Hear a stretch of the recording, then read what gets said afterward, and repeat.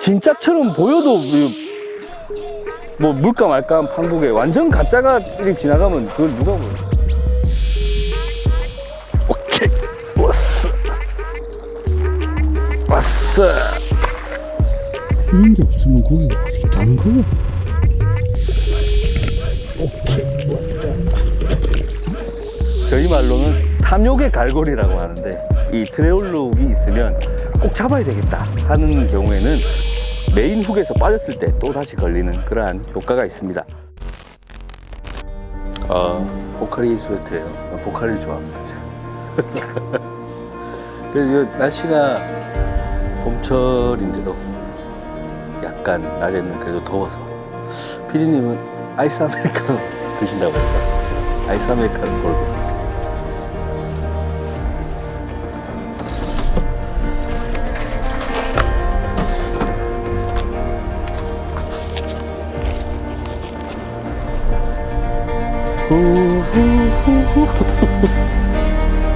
날씨 참 좋아요. 날씨 참 좋아요.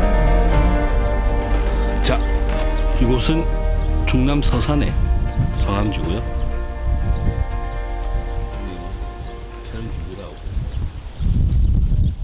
저는 셀카를 찍으라고 해서 찍고 있습니다. 아, 바람이 엄청 부네요. 바람이 거의 뭐 태풍 수준이에요. 네. 스피너베이트로 고기를 잡는 걸 좀 찍으러 왔는데 스피너베이트 치기에는 뭐 나쁘지 않은 그러한 것 같은데, 봄이라서 꽃도 많이 폈어요. 서양 민들레가 피고 개불알 풀도 피고 많이 폈네요.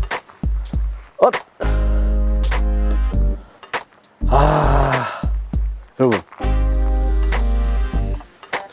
이 참 요즘에 이 낚시터에 보면 이런 일이 많은데, 이런 걸 보십시오.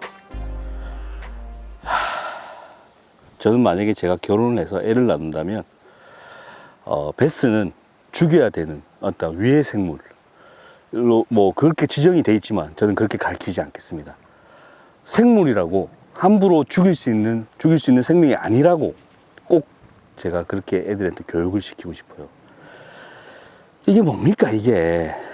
자기가 원하는 대상종이 아니라고, 위해어종이라고 이런 식으로 혐오스럽게 죽이는 거는 저는 아니라고 생각해요. 적절한 관리가 필요한 어종은 맞습니다만 이런 식으로는 관리는 아니죠. 이거는 여기에 낚시하러 오는 사람들이 위화감을 조성하고 혐오감을 조성하는 그러한 장면입니다.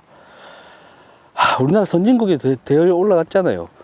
선진국 그 어디에 가도 이런 낚시터에 이런 곳은 없습니다. 예, 이제는 낚시 의식도 좀 바뀌고 낚시 대상 어종에 대해서도 조금 바뀌었으면 하는 저는 그런 바람입니다. 예. 자, 스피너베이트를 찍으러 성암지에 왔습니다. 예. 피싱 로그 99.9 어떻게 뭐 1편은 잘 보셨나요? 센세이션을 일으켰다는 얘기가 아닙니까? 일단은 스피너베이트 그리고 봄철에 잘 먹힌 또 채터베이트를 찍기 위해서 성암지에 왔는데, 스피너베이트가 잘 먹히는 조건이 있어요. 스피너베이트가 잘 먹히는 조건은 일단 스피너베이트가 어떻게 생겼기 때문에 그런 이유가 생겼습니다. 어떻게 생겼기 때문에? 완전 누가 봐도 가짜처럼 생겼기 때문에. 이게 뭐야, 이게 물속에 있는 무슨 생명체를 닮았습니까, 이게. 민호, 크랭크, 웜, 뭐 다 물속에 있는 지렁이나 물고기나 다 뭐 그거를 본떠서 만들었죠. 뭐 프로그, 개구리. 그런데 물속에는 뭐 이렇게 생긴 게 없잖아요. 그렇기 때문에 잘 먹히는 조건이 좀 특이하게 있어요. 첫 번째는 물이 투명하면 잘 먹히지 않아요. 즉 탁한 물에서 잘 먹힙니다.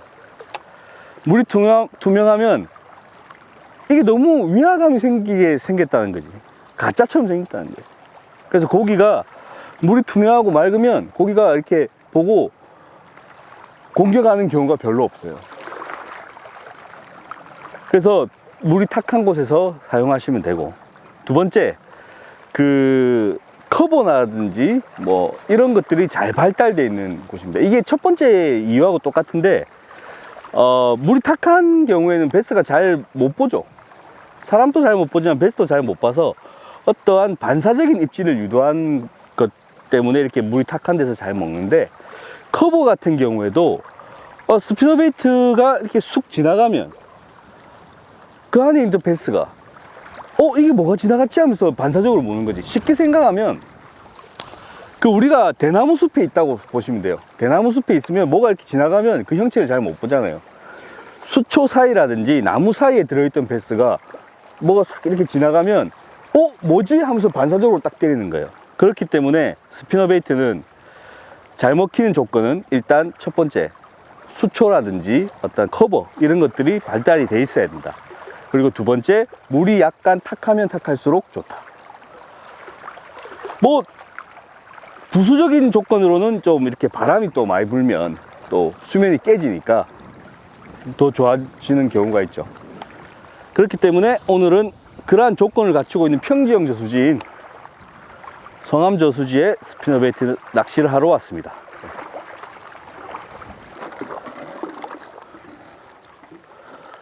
그렇죠. 가짜면 왜 베스가 이걸 왜 물어요? 진짜처럼 보여도 뭐 물까 말까 한 판국에 완전 가짜가 이렇게 지나가면 그걸 누가 물어요? 그게 일본 같은 경우에는 우리나라보다 물의 탁도가 훨씬 더 깨끗해요. 슈퍼 클리어라고 할 정도로. 거기 보시면 이제 일본 특유의 낚시 있잖아요. 막 1g, 0.7g 이런 싱커, 깨알 같은 싱커 꽂아가지고 완전 진짜 물고기처럼 생긴 그런 거 가지고 유혹을 하잖아요.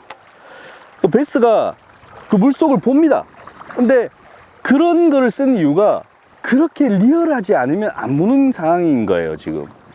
그런 데에다가 스피너베이트를 쓰니까 물겠어? 그런 데서는 스피너베이트가 물려면 바람이 엄청 불던가 아니면 폭포 같은 세물 유입구가 강하게 들어와서 포말이 일던가. 그래서 베스가 루어임을 잘 인지 못할 때, 그럴 때나 물지. 맑은 물에서는 스피너베이트 던지면 10m 밖에서 내게 지금 보입니다, 전부 다. 돌돌돌돌 돌아서 오는 게. 내가 보면 고기는 더 잘 보지, 물속에 있으니까. 스피너베이트는 좀 바람이 불고 탁한 곳, 커버가 많은 곳에서 사용을 하시는 게 좋아요.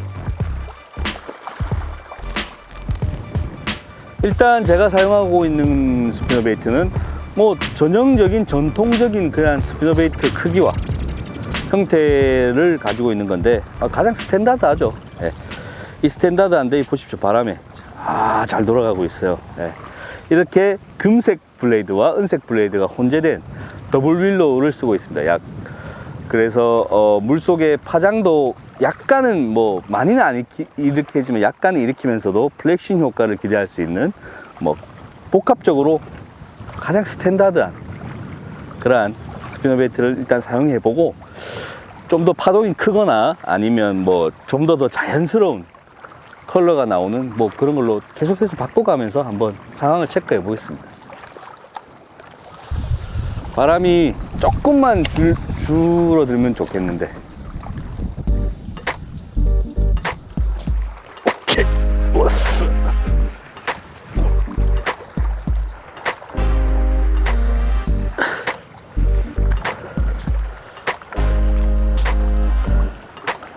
줄 감았다. 줄 감았어, 줄 감았어. 오, 빠졌다.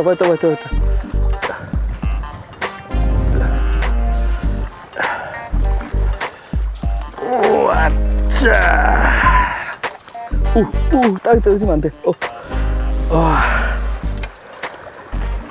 굿자.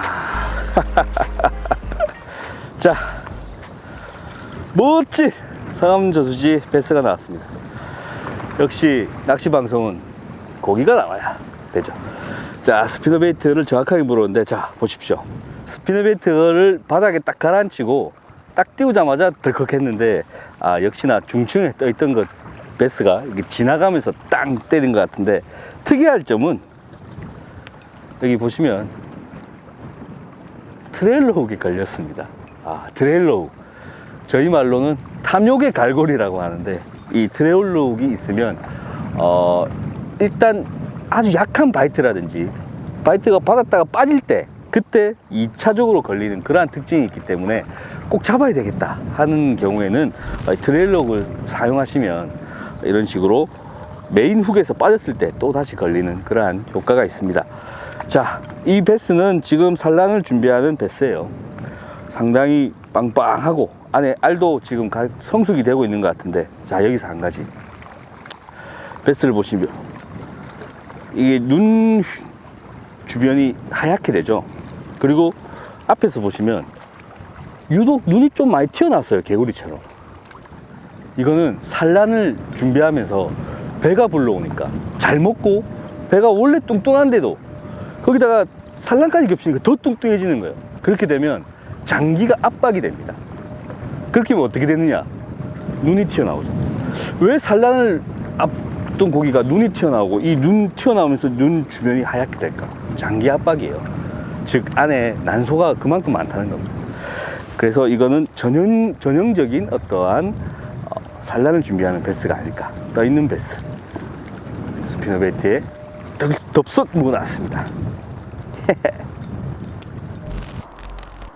자, 지금 제가 사용하고 있는 로드가 빅소드 NB4 610MH입니다. 6.10, 610 이제 미디움 헤비 스펙인데요. 일단은 이 로드가 한 6 끝에서부터 이제 6쪽에서 이제 먹거든요. 나머지 4가 이제 부드럽게 휘어 들어가는 그러한 특성을 갖고 있어서 이런 식으로 되기 때문에 허리는 튼튼해서 훅선할 때 아주 힘이 좋고, 팁 부분은 캐스팅이 잘 되게 휘어지는 그런 특성이 있습니다. 사용하고 있는 라인은 14파운드 카본 라인, 그리고 릴은 베이트 캐스팅 5.6의 기어비를 갖고 있는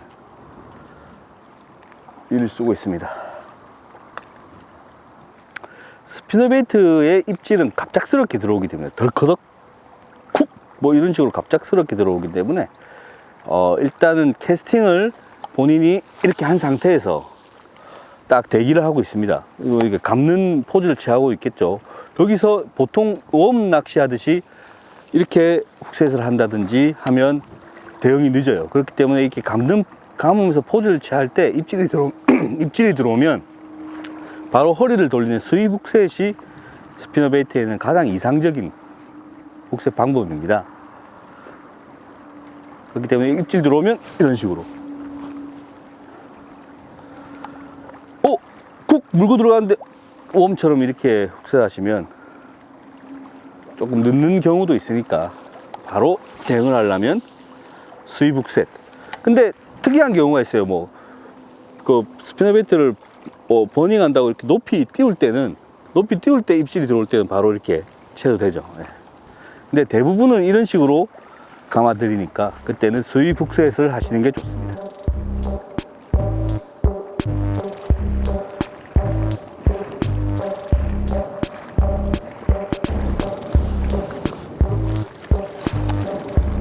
바람.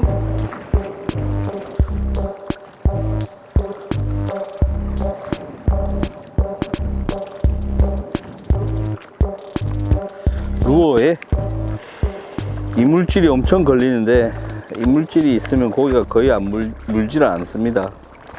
그렇기 때문에 귀찮더라도 이물질이 걸려 올라오면 꼭 제거를 해 주시고 낚시를 하는 게 좋습니다.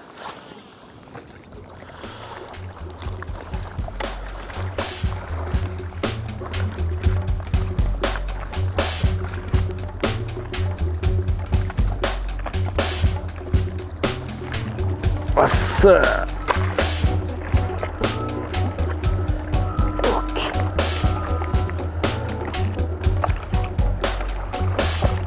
우와. 얍. 차.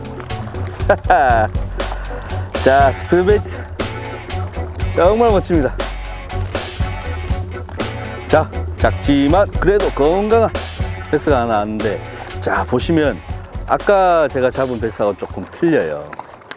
처음에 잡은 베스는 이제 트레일러 훅에 걸린 베스인데, 이거는 트레일러 훅을 사용하지 않고 그냥 일반 스피너베이트 그대로 사용했습니다. 뭐 트레일러 훅도 없고 트레일러 웜도 없고 뭐 아무것도 없는 상태이지만 그래도 물고 나왔네요. 자, 스피너베이트의 트레일러 훅은 제가 아까 썼지만 트레일러 웜을 다는 사람들에 대해서 질문이 많습니다. 꼭 달아야 되느냐, 아니면 이거 달면 너무 거추장스러운데 안 달아도 되지 않느냐.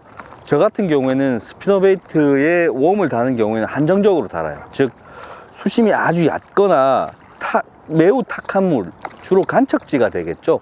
그런 데에서는 스피너베이트의 트레일러 웜을 달기도 합니다. 왜냐하면 좀 더 파동이 더 커지기도 하니까요.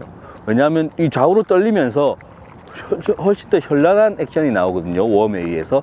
하지만 이 폴링 액션이 상당히 느려집니다. 즉 떨어뜨리고 쭉 내려갈 때 이 웜에 의해서 저항을 받아서, 물론 그 무게가 늘어나서 비거리는 늘어나겠지만 내려갈 때 폴링이 조금 느리다는 거죠. 그렇기 때문에 수심이 약간 있는 곳에서는 이게 오히려 더 거추장하게 변할 수도 있습니다. 그리고 그 스피너베이트 트레일러 웜이 이렇게 폴링 되면서 그 꼬리에 꼬리 부분이 이렇게 훅을 말고 나온다든지, 뭐 트레일러 그 웜이 길면 길수록 이 블레이드에도 또 폴링하면서 영향을 줄 때가 있습니다. 그렇기 때문에 저는 트레일러 웜은 한정적일 때, 얕거나 매우 탁하거나 할 때만 쓰고, 평상시에는 트레일러 훅만 끼지 웜은 거의 끼지 않습니다.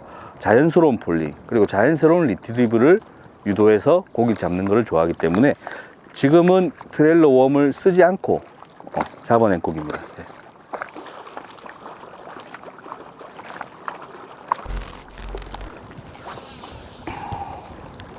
자, 스피너베이트 액션 별게 없습니다. 스피너베이트 액션은 그냥 천천히 감아드리는 게 제일 좋아요. 특히 저기어비에 릴릴수록 그냥 평소에 감는 대로 감아도 천천히 오겠죠. 이렇게 천천히 감아드리는 게 스피너베이트의 제일 좋은 액션이고 최고로 강력한 구사 방법입니다. 액션 구사 방법. 자, 그런데 조금 수심이 깊은 곳을 공략할 때는 어떻게 해야 될까요? 뭐 이곳 같은 경우에는 뭐 1m, 2m, 3m 약간 평지형입니다만은 여기가 지금 경사가 있는 뭐 곳이라고 생각을 해보자고요. 저 앞에서 뚝 떨어진다 이거야. 그럴 때는 캐스팅을 해서 쭉 가라앉힙니다. 쭉 가라앉힌 다음에 바닥을 닿았다, 바닥을 툭 찍었다 라고 생각할 때는 그냥 이렇게 감아버리면 그 바닥에서 경사가 급한 곳도 이렇게 그냥 올라와 버리죠. 그러면 베스가 위치하고 있는 곳을 정확하게 통과시키지 못하고 그냥 올라가 버린다고요. 그럴 때는 바닥을 찍은 다음에 릴링만 하지 마시고 로드웍으로 쭉 끌어다닙니다. 그런 다음에 다시 가지고 로드웍으로 쭉 가지고 내가 쭉 끌어준 만큼의 잉여 부분만 릴로 쭉 감아 들이시면 돼요. 자, 다시 한번 보여드릴게요. 캐스팅 했습니다. 바닥에 가라앉기를 기다려요. 깊은 곳이니까. 바닥에 딱 가라앉았습니다. 그러면 그냥 릴링 하면 떠버리니까, 자, 쭉 로드를 가지고 딱 잡아당기고 쭉 잡아당긴 다음에 릴만 쭉 앞으로 감으면서 가줍니다. 이렇게 하면 바닥을 툭툭툭 치고 오면서 그 일정 수심층 유형이 가능해요. 이런 식으로 쭉 이런 식으로. 그러니까 이런 식으로 움직일 거예요. 물속에서는 우리가 릴링하는 속도보다 이 로드웍이 더 느리거든요. 그래서 천천히 갔다가 우리가 다시 감아드릴 때 로드를 앞으로 하면서 감아드릴 때 쭉 갔다가 뚝 떨어지고 뚝 갔다가 쭉 떨어지고 이런 식으로 아마 올 거랍니다. 그냥 감으면 이렇게 올라가 버리는데 요거는 이런 식으로 온다는 거. 그래서 어느 정도 수심층이 유지가 된다는 거. 한번 연습을 좀 해보시기 바랍니다.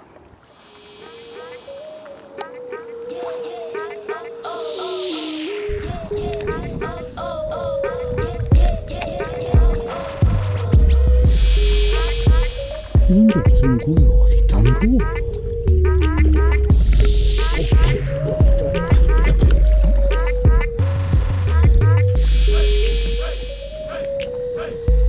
이런 데 있으면 없으면 고기가 어디 있다는 거 말을 하자마자 한 마리 나왔습니다.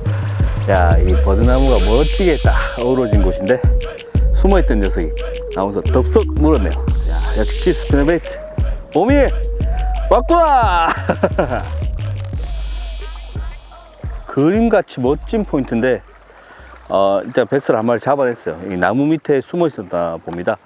스피너베이트가 이렇게 한정된 좁은 공간에서는 다양한 액션법이 필요합니다. 광활하게 넓은 곳에서는 그냥 촘촘히 던져서 끌어오는 그냥 스테디 트리브를 하시면 되는데, 이런 곳에서는 일단 나무 쪽에 고기가 숨어 있다라고 생각될 때는 나무 근처에 최대한 가까이 붙이셔 가지고 그냥 가만히 놔두면 뚜루루루 내려가 버리겠죠. 이때 내려갈 때 한번 탁 잡아주는 게 좋습니다.